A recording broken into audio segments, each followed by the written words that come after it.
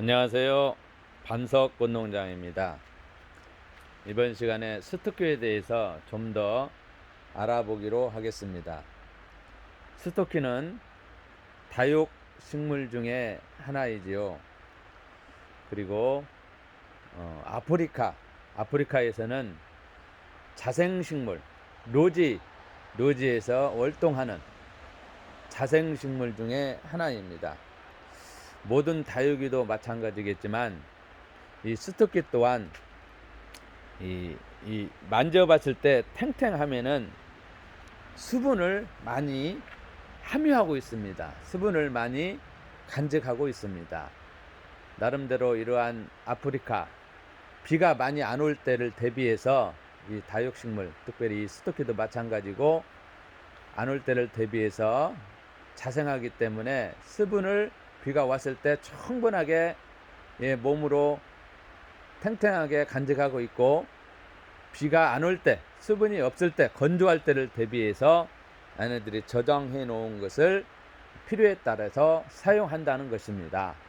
정말로 이러한 것을 알아갈 때 신기한 것 같아요. 그래서 이 스토키는 자생식물이고, 물 주는 방법은 다른 화초들, 식물들도 마찬가지입니다. 물은 맑은 날씨, 햇빛이 뜰 때 오전에 주는 것이 좋습니다. 오전에 주되, 아침에 주고 햇빛을 충분하게 보여주고, 또한 환기, 통풍 해 주어야만이 과습을 예방할 수가 있고, 또한 썩는 것, 무르는 것을 예방할 수가 있습니다. 오전에 주고 바람도 안 통하고 통풍도 안 되는 데다 너무 많이 주었을 때에는 이것이 무르고 썩는 경우들이 많이 있습니다. 그래서 오전에 일찍 주되 통풍시켜주고 바람을 이렇게 쐬어주는, 햇빛을 쐬어주는 통풍이 환기가 되는 이렇게 곳에 물을 주면은 그 다음에 충분합니다. 물 줄 때는 탱탱하면 주면 안 돼요. 만져봤을 때 다육이도 마찬가지지만 탱탱하다, 물을 많이 간직하고 있기 때문에 주면 안 되고, 약간 쪼글쪼글해지려고 하고, 쪼글쪼글해질래 때, 말랑말랑해지려고 할 때 너무나 말랑하고 너무나 쪼글하면은 너무나 물을 안 줬다는 거예요. 그런 때는 회복하는데 좀 더 시일이 더 걸리니까, 만져봤을 때 그러한 쪼글쪼글하고 말랑말랑한 그러한 증세가 있을 때 물을 이렇게 주면은 좋을 것 같습니다. 그리고 이렇게 심어서 뿌리가 활착을 하고 할 때는 이 원대는 거의 더 크지가 않습니다. 내가 경험상 보니까 그 상태로 그대로 있더라고요. 대신 밑으로 뿌리에서 새 뿌리가 지금 이게 진한 녹색에 있는 것만 원대입니다. 그리고 더 크지 않고 그 상태가 있고, 그 대신 밑에도 뿌리에서 새 뿌리가 영양분이 이 자구들로, 이 연한 것들은 다, 이 새끼들은 새로 올라온 것들입니다. 밑에서 엄청 이렇게 큰 것도 있죠. 이쪽에 이것도 있고, 이렇게 큰 것들, 이런 것들은 다 새끼가 올라온 것입니다. 얼마나 생명력이 강한지, 이렇게 원대는 그대로 있지만 새끼들이 이렇게 많이 올라옵니다. 그래서 모든 영양분이 어미로부터 가는 것이 아니라 나옴과 동시에 새뿌리들이 물은 충족하게 있지만은 자기 새끼한테, 자기 자녀들한테 이렇게 영양분을 충분하게 공급한다고요. 그만 크고, 본인은 그만 크고, 본인이 빨아들이는 영양분을 밑에서는 뿌리가 다 연결되어 있습니다. 연결되어 있어서 이 새끼들한테 이렇게 다 모든 것을, 영양분을 공급해 줍니다. 사람과도 마찬가지예요. 사람도 부모님이 자녀들을 위해서 조건 없는 사랑, 모든 것을 다 쏟아 부어 주잖아요. 그러면 이 새끼들이 굉장히, 또한 스토키도 많이 나왔지만 그 다음에 번식하려면은 분주하면 돼요. 이 새끼를 분주해서 되고, 이 원대처럼 빤뜨덕이 하려면은 이러한 것들을 전에도 말씀드렸지만 끊어야 돼요. 절단 크기에 맞게 전부 다 끊어서 빤뜨덕에 이렇게 꽂아 놓으면은 뿌리가 내려서 이렇게 반듯반듯하게 돼요. 이렇게 처음부터 반듯반듯하게 뿌리를 심은 것이 아니라 삽목을 해서 이것이 통통해지면은 얇은 대로 통통하면 통통해진 대로 끊어가지고 반듯이 이렇게 반듯이 삽목하면은 꺾어지 하면은 뿌리가 내려서 반듯한 걸 볼 수가 있고, 반듯하게 하기 싫다 그러면은 이 분주를 해서 2개 내지 3개가 한 나무에서 이렇게 나오잖아요. 그런데 꺾어지 할 때는 하나에 하나씩 이렇게 하나에 하나씩 삽목에서 하나에 올라오잖아. 이것도 마찬가지로 분갈이를 하면은 이렇게 해서 큰 데다가 해서 새끼들이 많이 나와요. 번식이 아주 잘 됩니다. 밑에서부터 번식도 잘 되지만 끊어서 삽목으로도 번식을 한다는 겁니다. 그래서 여러 가지 볼 때에 생육 온도, 또 생육 온도는 말씀 안 드렸죠. 보통 전체적인 것을 볼 때 15도에서 30도, 겨울에는 월동을 못 합니다. 어느 분은 겨울에 월동합니까? 물어보는데 스토키는 월동을 못 해요. 우리나라에서는.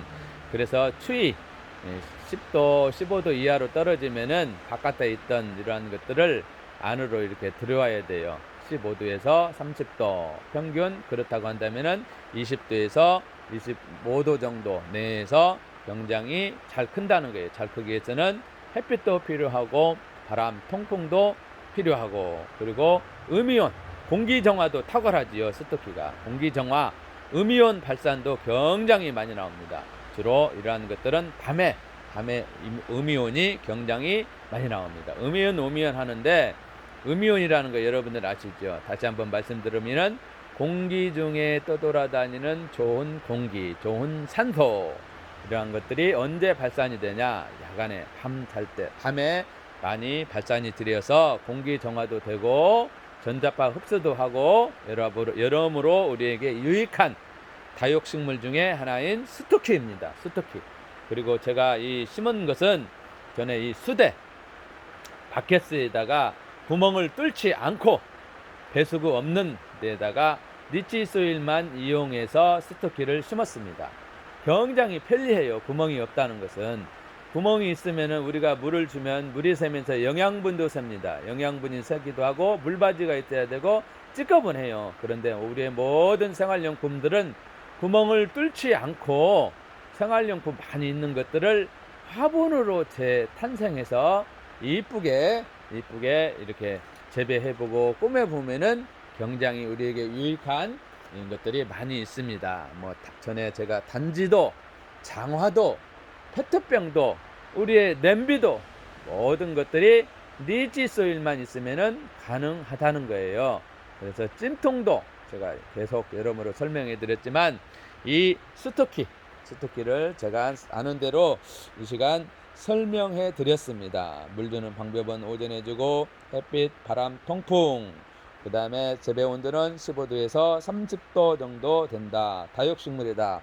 아프리카에서는 자생식물로 많이 이렇게 키워지는 것이다. 작은 것, 제가 이렇게 작은 것도 이렇게 구멍 없는 데다가 심었는데 건강하게 잘 크고, 옆에 있는 것은 올리브죠. 올리브도 이렇게 배수구 없는 화분입니다. 구멍 없는 화분에다가 올리브도 건강하게 크고, 옆에 있는 블루스타도 너무 컸습니다. 블루스타도 구멍 없는 화분, 물구멍이 없는 화분. 자, 보십시오. 구멍이 없잖아요. 구멍이 없고.